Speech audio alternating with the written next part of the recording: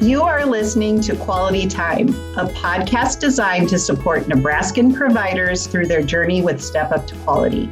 I am your host, Colleen Schmidt. Get ready to listen as we prepare to elevate each other as we step up to quality. Hi, everyone. Welcome back. Today's a fun one. Today, I am speaking with Jené Chapman. Jené is a dedicated member of our early childhood workforce team here in Nebraska. And I want to let Jené tell a little bit about herself and maybe a little bit about her journey. So welcome, Jené. And can you tell us about, I'm so happy you're here. Tell us about you, Jené. Well, hello, everyone. Like Colleen said, my name is Jené Chapman, and I work for the Department of Education, Office of Early Childhood in the Training Center. And so there I am a program specialist. My love and my passion was ignited for education when I was a young girl. Watching my family, watching teachers that I had, and just in general, friends that I knew that were teachers, and just watching them navigate through the education field and see their love and passion for education. So I was privileged to start off at a Head Start in New Jersey for my preschool years, and then move on to public school in Norfolk, Virginia. I knew early on that after being able to experience a great success and then sometimes challenging foundation of education, I myself wanted to, kind of make a difference for myself and give back to education. So like so many others, that poured into me, I wanted to do the same. So I started off a long time ago as a teen, watching, my cousins, my neighbors, children, around the way, and so on and so on. And so that just began my love for making sure that the children that I watched had the tools they need early on and had a healthy foundation moving forward. And so I took that and then I decided to get a degree. And so I graduated from Virginia State University, which is an HBCU, which is called the Historically Black College University, with a degree in interdisciplinary studies, which ultimately was elementary education. And after graduating, I jumped right into early childhood. I began a teaching career as a preschool teacher at a small preschool in Portsmouth, Virginia. And I had about, I believe, like 8 students at the time, which was a great number because this was my first classroom. And so after about a year, I transitioned into public school, where I changed from having 8 to having 30. So that was totally different. And in my time at the public school, I taught from K all the way up to 5th grade. First grade was like my absolute favorite because it was like in between, still being kind of like, I need you to hold my hand, but I'm trying to be independent. I love that stage. And so while working, myself and my husband, we got married and we started having little ones. And I realized that I was putting so much into other people's children and not my own. And so I had to take a step back from the classroom so that I could take care of family. So ultimately, I was pouring into other children, giving them a solid foundation. I wanted to do the same for my own. So while doing that, raising little ones, I went back for my master's in educational leadership. And so I also started an in-home. So I was able to earn that extra income, still providing for my family, still pouring into other people's children while pouring into my own. During that time, I also was a program specialist with the Virginia Quality, similar to Step Up to Quality, where I was privileged to help other providers in the field with growing and learning and getting to see children as well. And so after that, my husband, who is a pastor, was called to Omaha, Nebraska. And we moved with our small family at the time. It was just my husband, our two children, and myself. And so we started our journey again, in Omaha, Nebraska, in early childhood for myself. My husband actually stayed home with our two so that I could continue my journey in early childhood, working with some phenomenal programs here in the Omaha and Lincoln area.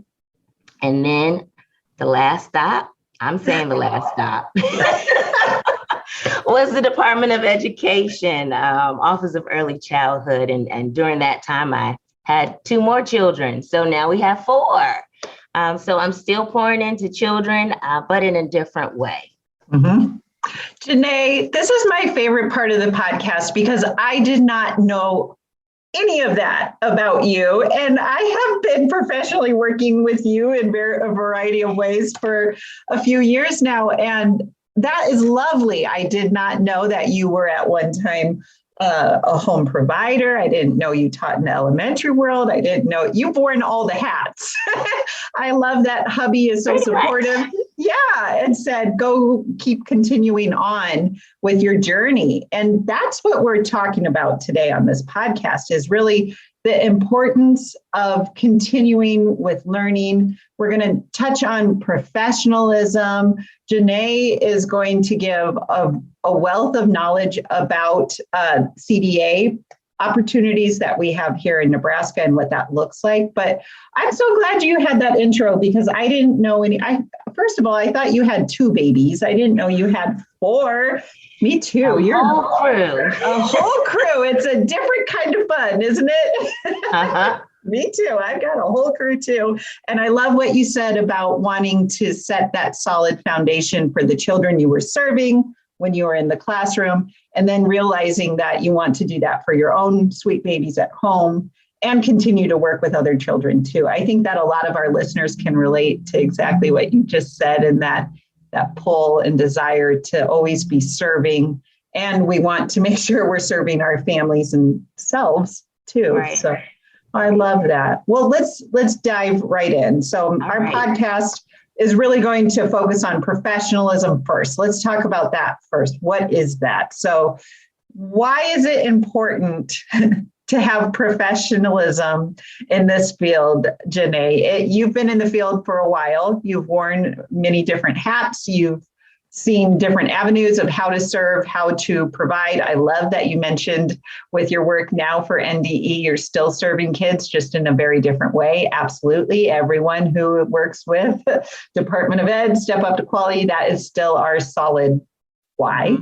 The how looks different, but that's our why. So why does it matter what professionalism looks like in the field? And maybe let's get a little specific with it. So I'm going to ask you, Jené, to refer to the statement from NAEYC, or the National Association of Educating Young Children, on their code of ethical conduct, because some listeners might not know that we actually in our field have a code of ethical conduct. So can you tell us a little bit about what that is and maybe even where we find it? Sure. So we can all agree that childhood is a unique and valuable stage in life, right? We start to form who we are as a child. So it's important that us as educators provide childcare and education in settings that are safe, that are healthy, that are nurturing, that are responsible to all children, not just some, but all children. So being able to be a professional and educate ourselves on the children that we serve. I like to call them little scholars that we provide service to. It's very important.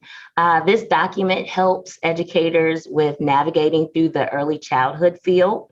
As you said, many often don't know that this document exists. So if you go to naeyc.org and just look up ethical position statement, you're able to find it. But it simply gives us a form of guidance in how to conduct ourselves with not only the children and the families, but to others that we work alongside of in the field. Beautifully stated. I love, yes. And honestly, I went back before recording this podcast, like full disclosure, I went back and reviewed and was like, I need to revisit this code of ethical conduct. I know it's there. I know it's available for me, but it really gets very specific. So when I did go back and revisit it, there were a few things that stood out to me that I'd like to share with our listeners. And then I'm going to give you the opportunity to just go, because the way we're going with this is going to set you up to tell us all about CDA. But again, I had to look it up and revisit and rethink about what this means as a professional. And it really just gives us a place to come together as a workforce that lays it out of what do we mean? What are we looking for when we have this ethical code of conduct? So it really is addressing our professional relationships with children. Like you mentioned, the little scholars. I love that. With our families that we're serving, because that is a big part of our job. It's not just about serving the kids, but serving the families. It outlines our relationships with personnel. That one I like. And when I revisited that, I was like, we're going to talk about this. We're going to talk about relationships with personnel and what that means. And then also with sponsoring agencies and governing boards such as Step Up to Quality or the Nebraska Department of Ed. And then also our relationships within the community and society that you're serving. Because I like to say, when we work in early childhood, we're investors. Right. We're directly investing back into Omaha, into Nebraska, into the country, no matter where you live, into West Point, into Chadron. We are directly investing back into our state, and we're just becoming better. So specifically, let's talk about personnel and the code of conduct. So I made a little note if you decide to choose to look up the code of conduct under NAEYC, which I encourage you to do if you have a little minute, it might seem a little overwhelming at first. Even when I was reading through it, I was like, man, this is kind of jargony. There's a lot of words on here that I need to think about what they mean.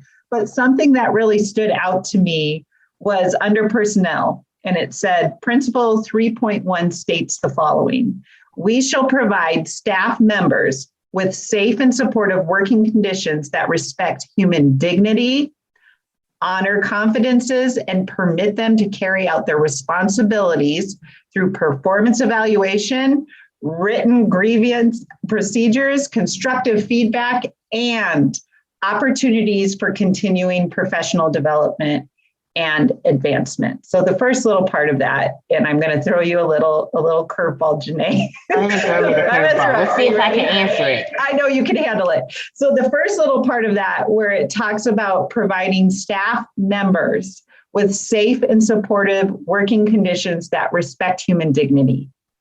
What does that, because I know what it meant to me when I read that. As a former preschool teacher, as a former provider, what's that mean to you when you hear that? You know, Colleen, it simply says that you have to build relationships. In order to build something safe and something where you can trust someone, you have to build a relationship. You know, you just can't hire someone and say, go to work. I mean, you can do that, but that's like a robot. Right.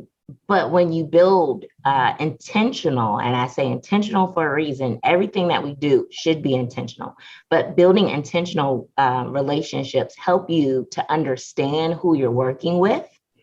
It helps you to be relatable.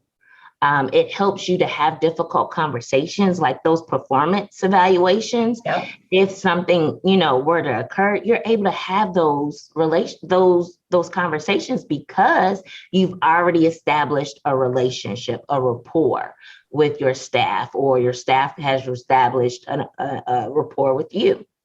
That is exactly where my brain went too. And I also thought about, I need to feel safe when I come to work. So that means I need to feel like respected, that my team is there to support me too. And I need to have that respect piece. And you're so right about that relationship. If we're going to have performance evaluations and I have a supervisor or a director who I think doesn't care for me, or doesn't respect me, or doesn't even like me maybe, and they're going to give me this feedback, I'm going to take that on the defense right away. Right. I'm going to be very defensive. So I think, and then that also messes with the safety, feeling safe. It's like you're vulnerable because this person doesn't like you. Yeah.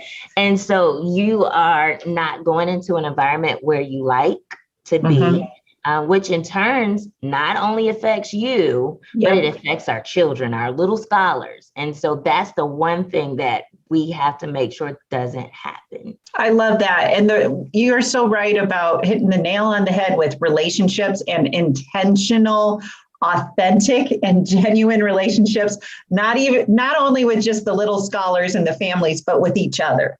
Right. So if you're working in a center or if you're working with others, having that intentionality behind building that relationship, because then in turn, the very end of this little statement under principle 3.1 talks about opportunities for continuing professional development and advancement. So if I feel like, if Jené is my center director and I feel like Jené has my back and Jené wants me to succeed and Jené wants me to grow, because she knows if I grow, who grows? Kids, right? Everybody grows. Yeah. If I grow, everybody gets better. My coworkers grow, our families grow, the children grow. So again, that little relationship piece of it is going to filter into all of those things that little principle states. So I just want to highlight that. And then I want to give you the opportunity, Jené, to talk about all the avenues that people have here. We have so many. We really do. We really do. If we start breaking it down and sharing out and listing out all the opportunities that we have here in Nebraska for professional development and advancement, it's amazing. And Jené is behind a lot of this. You are behind the scenes pushing this. And it's why it was so exciting when I learned that you said yes to the podcast, because I want you to share about it, because I'm going to let you go, because I want you to make sure that our audience knows that we have so many things happening here with professional development, and maybe even specifically give them glimpses about how CDA can help support that principle, that 3.1 of growing, opportunities for advancement, all of that. I just want to hear your insight on that. So I'm going to let you go. Talk to us. So, to speak a little bit on professional development, for those that are not seeking a CDA, there are tons of opportunities out there. We have an automatically accepted list that is filled with some phenomenal training organizations. Some of them are even free. Some of them are at low cost. And you can find all that information on our website, our Office of Early Childhood website. So it's education.ne.gov/OEC. And you can find all of that information right there for you when you click on professional development. But I really want to talk to you about something that has been a part of my heart for now going on 30 years. So the CDA work in Nebraska has been going on for a minute. I feel like it has been a short minute, but then when you get in the groove of things, it's actually longer. And so we realized early on that Nebraska has a lot going on. And so we wanted to streamline that process for candidates to be able to earn their CDA. And so we had to ask ourselves, what does that look like? You know, what's the difficulties? What are the roadblocks that many people go through? And so we brought together some phenomenal organizations along with the Department of Education, and we looked at some different things. So we began to look at who offered professional development in Nebraska and outside of Nebraska for the CDA, what types of programs were out there at our community college level. And we found a wealth of information and found out that there were organizations that were doing different parts in the state that were working on the same objective. So we decided to pull together those organizations and create what we call the CDA Roundtable. And so in this group, we were seeking to make sure that we were bringing together everyone instead of working in our different silos, because we're all working on the same project. And so in that, we wanted to make sure not just, I'll back that up, because oftentimes I have to explain this. Usually when I give this presentation, I have to really dig deep, because I feel like if I say it, then other organizations might decide to do things intentionally. And so oftentimes we get all of these voices together and we just want their feedback. And then we take their feedback and then we go in the back of the scenes and we create blah, blah, blah. But I wanted something different. Myself and our department wanted something different. We wanted to work together cohesively on building this together. So everyone has a buy-in, everyone has a heart invested in this. And that is the way that you move things forward. Yes.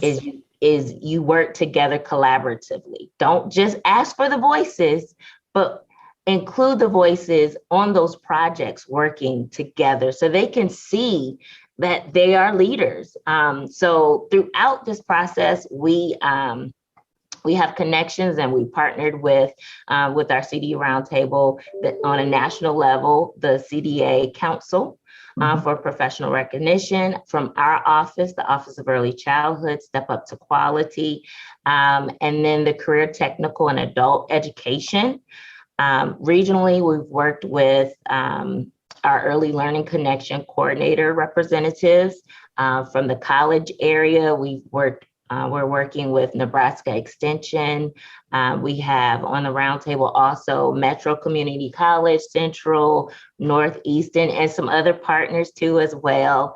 And then we have some local organizations that are also on the roundtable with us. NECC, Rooted in Relationships, Lexington. We have directors, we have Head Start, we have teachers in the field, we have trainers, we have PD specialists that are currently PD specialists.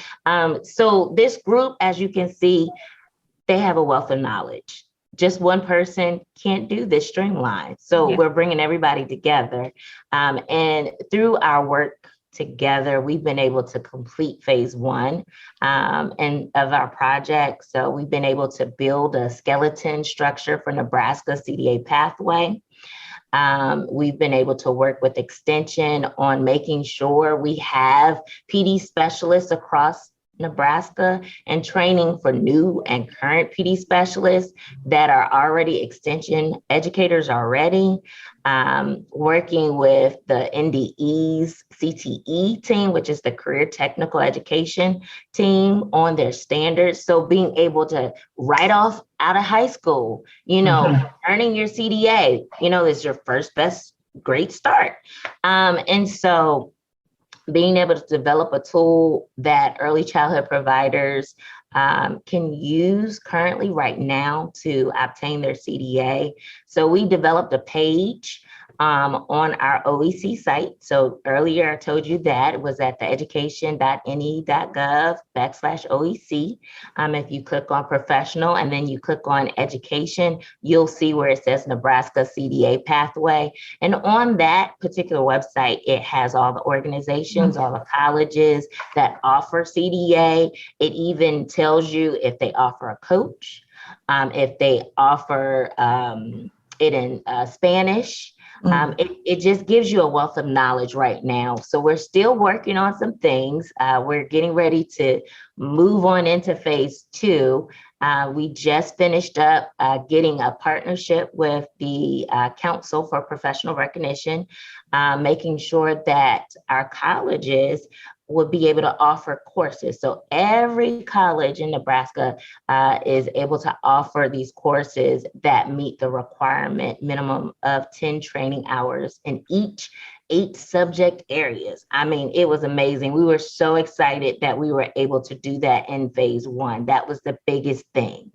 That and PD specialists across the state.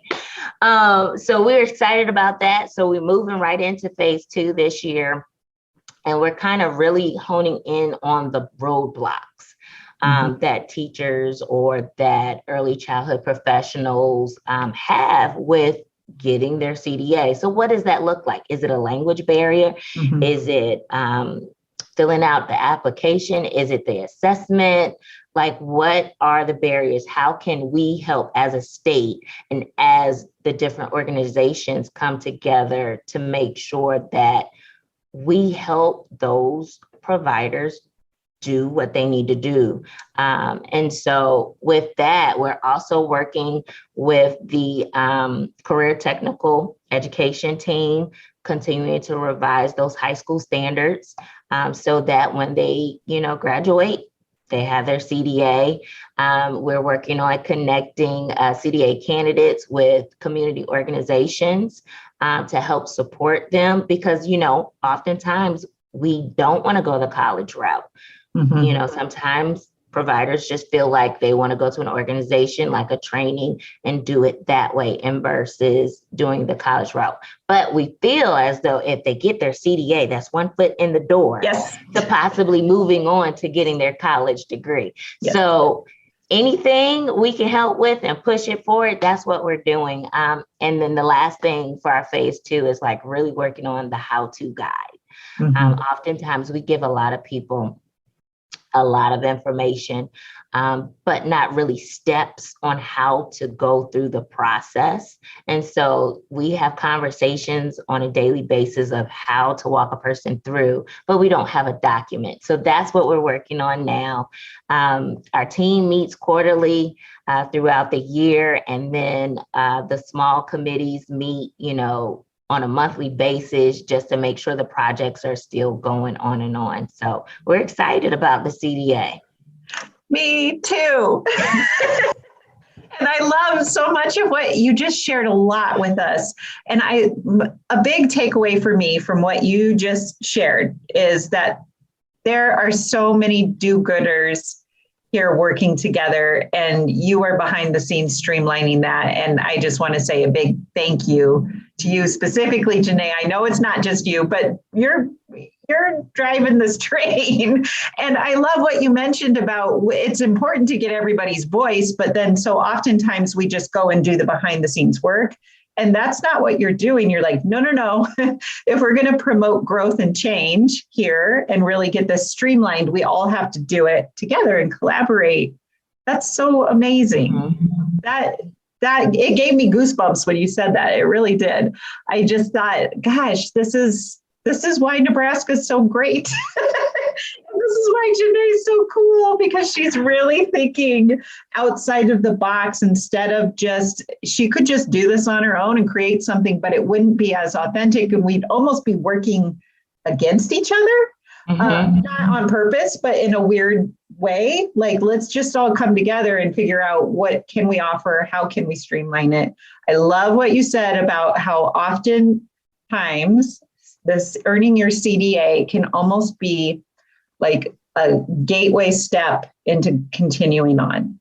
And that's when we were talking a little bit about professionalism and continuing on in professional development, CDA is part of that. And I know as a teacher, once you get in that mindset of, I already know everything, I don't need to know, I already can do it. I was there. I had that nasty attitude at the end. At the end, I regret it now because I'm like, gosh, I deliver PD. This is, this could have really helped me. So it is a scary place when we arrive at that mindset that we no longer have a growth mindset. And we talked about that on a previous podcast with Becky Morton. We talked about why it matters to continue to grow. So talk to me, Jené, what about everything I just said right there? And like, why does it matter for our early childhood professionals to continue their learning journey in the field? Why is that a big deal? Yeah, sure. So oftentimes, some leaders consider themselves as they have arrived. Yeah. And so they feel as though that they don't need to learn anymore. And why should they? Because they know everything. They're in charge of umpteen staff and, so they don't even have time to do this, and I'm speaking to my directors out there. And so which in fact they have not. And so it is detrimental not only to the leader, but to those they lead. You are never done with learning until your last breath, is what I usually say. Being a fluent learner will help you continue to sharpen your skills. It will help you continue to evolve as things change over time. This is very crucial to our field because our field changes constantly. Yeah. And sometimes gaining knowledge can put you in a better position, such as a higher level paying job or, just a place of influence, being a mentor. And so you always want to continue to learn as you go. For instance, I started out in early childhood as a teen and then went on to become a teacher after graduating from Virginia State. As each year went on, I continued growing. And when I continued to grow, my scholars continued to grow, or whoever I was with, they continue to grow as well. And now I'm working in administration, but still doing what I love to do, which is ultimately helping little scholars succeed. I love that. And I feel the same way. Like I feel like once I got rid of that mindset of, I know what I'm doing, nobody needs to tell me anything. I can just do it. And now that I have this attitude of, oh my gosh, there's so much more for me to learn. What you said about in our field, current trends change. We know what is tried and true, developmentally appropriate practices. Those are pretty set. But current trends go, woo, the pendulum swings back and forth. So the only thing that stays the same is everything changes. We have to be able to have that idea of, I want to be the best version of me so I can serve those kids and be a big bright light. And I love what you mentioned about that. And I like that you spoke directly to our leaders. I think that can be a trap that you might fall into sometimes. You have not arrived. You have not arrived. I constantly have to tell myself that on a daily basis and get myself out of, okay, I have to do this. I have to do my work. Yes, I have to do my work, but I also have to sharpen my skills. Yeah. Isn't that true? I feel that I still sub because I love kids and I like teaching. And it is, I learn more actually having to go and walk the walk than I do talking the talk. And it just makes me realize how much more I still have to learn and grow as an educator and as a professional. So I think that is, I have been knocked off my high horse. I'm like, oh my gosh, I'm getting my booty kicked in the classroom again, and it feels really good, but it's hard. And it just shows me how much more I need to continue pushing that. And it doesn't even necessarily have to be with earning my degree. It just means, like you mentioned, we have so many opportunities of free professional development that we offer. And you can always you get out what you put in. So if I go in to any program, a CDA program, if I go into an associate's degree or a free PD session that I signed up for on the training calendar with this attitude of, I'm just here to get it done, get my hours, I don't get anything out of it, versus if I come in and say, I don't know what's going to happen. I hope I learned something. It really is in your control, I feel, with that professionalism piece. So I love it. I love that we were able to kind of guide folks where to go to find that code of ethical conduct. And you shared so much about how CDA pathways are getting streamlined. You even share the website one more time, Jené, please. It is education.ne.gov/OEC. I love that.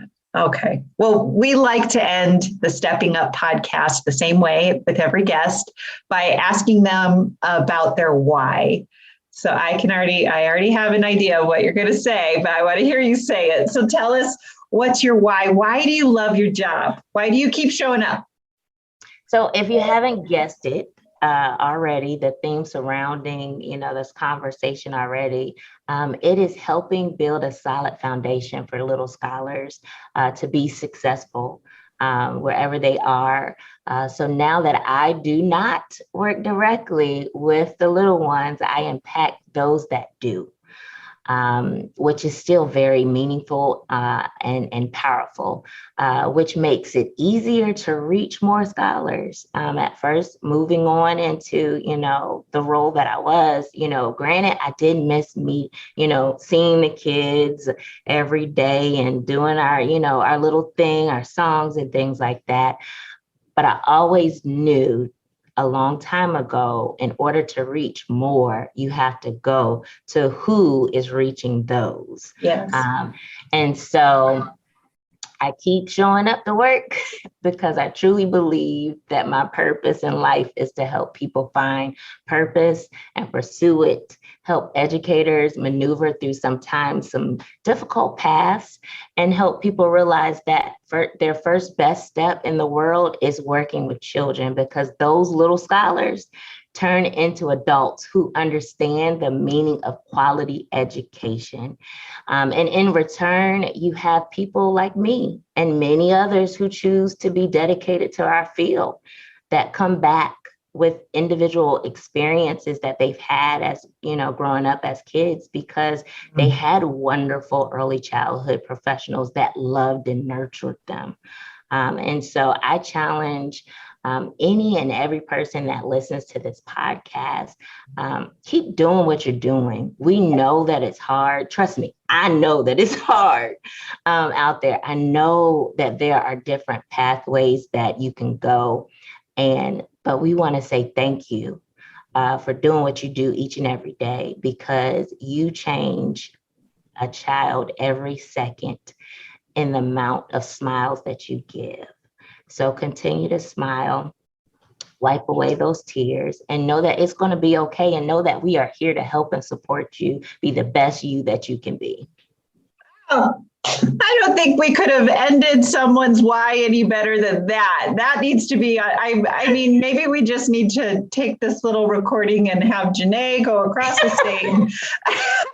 Like, that was such a solid why. It's so encouraging. And Jené, I just want to say thank you to you for all that you do to support. And your why is solid. That's maybe the most solid why I've heard yet. And I've heard a lot of solid whys. That was great. I appreciate you so much. And thank you for sharing with our audience your knowledge and from your heart. It just was a joy to speak with you today, Jené. So thanks for joining me.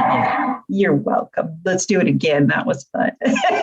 So thank you, everyone, for spending quality time with us. Please join us again as we chat about future topics to support our Nebraskan providers on their journeys with Step Up to Quality. Until next time, bye-bye.